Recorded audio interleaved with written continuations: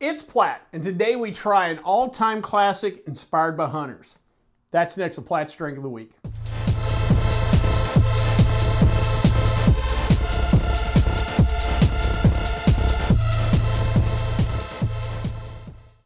All right, guys, I've got a fun video. I'm surprised I have not done this before. I, of course, have got Jägermeister, the classic liqueur. I purchased this little mini bottle because Lord knows I don't need a big bottle of Jaeger. Purchased this little bottle for $3.79. Comes in at 35% alcohol by volume, 35% alcohol by volume, 70 proof. Like I said, of all these videos I've done over the years, I have not really done one dedicated on Jägermeister. Years ago, I had a series on spirits just in general, and I did a video on what's called digestives, a type of liqueur, and Jaeger fit into that video. But I've not done anything dedicated to Jaeger, so today we're going to jump into Jägermeister. First, what do we have on the label? Jägermeister, selected 56 botanicals, cold macerated. Boy, the eyes are going bad. Refined oak. My Jägermeister since 1878. Now I find that interesting because you do a little research in the company. The product we know, Jägermeister, comes out a little bit later. Jägermeister was founded by Wilhelm and Kurt Mast in Wolfenbüttel. Hopefully I said that right, Germany. Wilhelm was a vinegar manufacturer and a wine trader. And so he'd been in the wine and alcohol business for a while, and distillation with the vinegar process. In 1934, his son Kurt takes over the company, and he introduces and formulates Jägermeister. Kurt had been long passionate about the business and worked for his dad for years and wanted to learn all different kind of aspects of the alcohol business and production, and apparently, again, he'd been working on this. The term Jägermeister itself is actually German for master hunter. That's why you have, you know, the deer or the stag on the bottle. This was actually an actual position at one time in Germany. They had used the term Jägermeister for centuries there. Actually, oddly enough, when the product Jägermeister came out, at first people didn't call it that because they'd used the term for, obviously, refer to hunters. And it was referred to as Goring Schnapps when it first kind of came out. But eventually, you know, the name started to stick.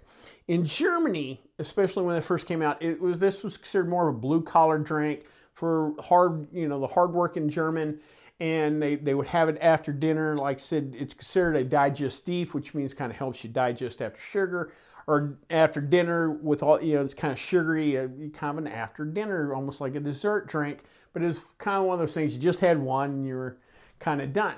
The modern day Jägermeister we think of today, you know, doing shots and Jaeger bombs and parties, however, that did not come about until the product got imported here in the U.S.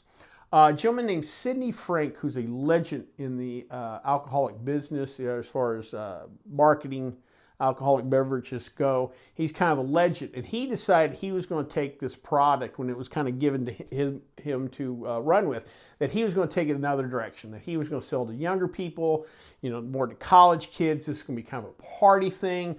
Also, to go back, if you have magazines from the 80s, find the old Jägermeister commercials from back then, and you'll see a guy kind of, you know, holding, you know, puckered up and looking at it, and it became kind of a challenge. When I first, you know, got to college in the early 90s and started bartending back then, it was kind of a challenge. You're going to show that you really have it if you did the shot of Jaeger. And that's how it kind of helped catch on here in the States, and that's how it's become kind of the party drink here in the United States, where, again, in Germany, it's a little more traditional, which I found kind of interesting. If you want to start making liqueurs like Jägermeister at home, want to learn how to, I will put a link up here to a video where I make peach schnapps, and then you can kind of go on. I have a whole series of videos where you can learn to make your own homemade liqueur. Haven't done a Jaeger video, but maybe someday we'll do that. Now, what is Jägermeister? What do we got going on here in the bottle? Jaeger is a style of liqueur that is referred to as a Krauter liquor or an herbal style liqueur. Now, these aren't just German, they're actually popular throughout Europe. There's Unicum in Hungary, there's Fernet Branca that every hipster bartender loves in Italy. And even in Germany, there's other versions of this style liqueur. There's something called Underdog or Underberg, not Underdog. That was a cartoon. Underberg. There's Schwarzhog, I think, or Schwarzhog. That's another one. So even in Germany, there's other styles of this liqueur. Now, Jaeger itself is a mixture of 56 different herbs, spices, fruits, different botanicals that get muddled, ground somehow, and then macerated. They macerate it for about 2 or 3 days, and then they'll put this in a barrel for a year. Jaeger is actually, quote unquote, barrel aged, you could say. Then it eventually gets filtered. They add sugar, caramel, and then I don't know if it's neutral grain spirit, but neutral spirit into it to kind of help create the final product. What Jaeger does not have is elk's blood or deer blood. That was a rumor for a while. I know in college, there was always a rumor, well, if you get the real German stuff, it has opium in it or just stuff like that. But no, it's just a straightforward herbal liqueur with, again, a lot of sugar, alcohol, and, you know, various botanicals. So there's no blood or opium in it. Well, with that being said, let's jump in and have us some Jägermeister. Oh boy, nice and black, but still transparent, not totally black. It's hard to see from your angle, but me looking into the light, I can see through this, so it's not pitch black. Oh boy, you just smell all that funkiness in there. Also, it smells viscous and thick with this. Let's go ahead and jump in.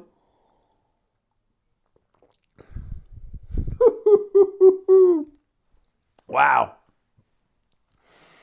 That still brings you back to college every time I have a shot. I'll do a shot of Jaeger every once in a while, but not a huge Jaeger guy as far as just doing shots. That being said, though, that brings back some memories. As far as Jaeger itself, what can you do with it? You know, it really does not work in a lot of their cocktails. The Jaeger bomb, obviously. I don't know if I'd put this in cola or any other mix. I don't know if I'd want to put it in a juice.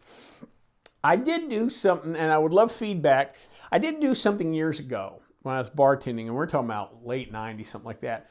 Or we threw it in a pina colada of all things. Instead of the rum, Jägermeister. Oddly enough, there was a weird taste. The coconut, and of course, just a lot of sugar there, and this has a lot of sugar, and it kind of, oddly enough, kind of worked on a certain level. That you're going to call me crazy, but if you're ever bored one night, give that a try. But again, besides that, I don't know much else. I know there's some shots, you know, there's probably a ton of shots where it gets thrown in, but because there's so many herbs and botanicals, and because it is a unique taste unto itself, and with also it being very sweet, I don't know if what you can necessarily add it with. So it pretty much is what it is as far as cocktail wise. I think it actually is best for what it was meant to be, an after dinner type of drink. The European taste bud is not near as sweet as the American taste bud, so this probably was considered more of a dessert kind of thing, to be honest with you. And again, if Europeans who drank things like Fernet and whatever, this probably does not come off as bad or as bitter or, you know, cringeworthy as some people in the States. But what an all-time classic. Hope you learned a little bit about Jaeger today, and I hope you liked this video. And if you did, please like the video because it lets YouTube know we're putting out good content. If you have any questions, comments, concerns, or things from the liquor store you'd like me to try, please leave them in the comment section, or you can always contact me on the Twitter page. Till next time, bottoms up.